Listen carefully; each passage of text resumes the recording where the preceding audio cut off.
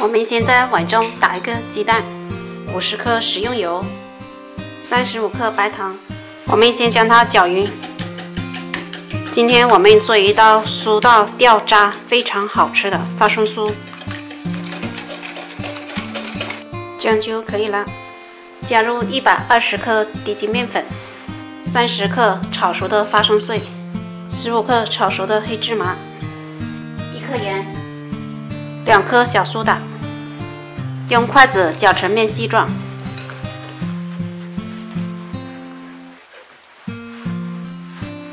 下手揉成光滑的面团，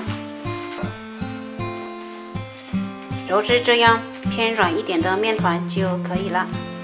我们放在案板上，搓成长条，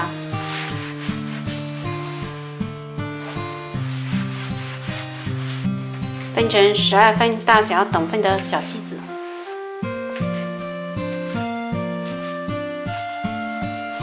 每个剂子都搓圆，像这样就可以了。再用模具将每个剂子压出花形，没有模具的话，也可以用手按压。电饼铛一热，直接将生坯放进来，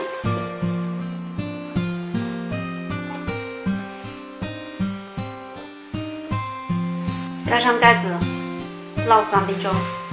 3分钟后，我们翻个面，盖上盖子，继续烙。之后每烙3分钟都翻一次面。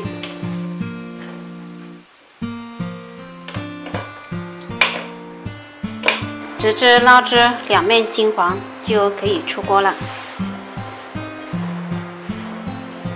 花生酥就已经做好了，闻起来非常香。我们看一下，撕到掉渣，这样做出来的花生酥呢，一点也不比烤箱做出来的差。咬一口呢，有非常浓的花生香跟芝麻香，非常好吃。喜欢的朋友可以在家试一下。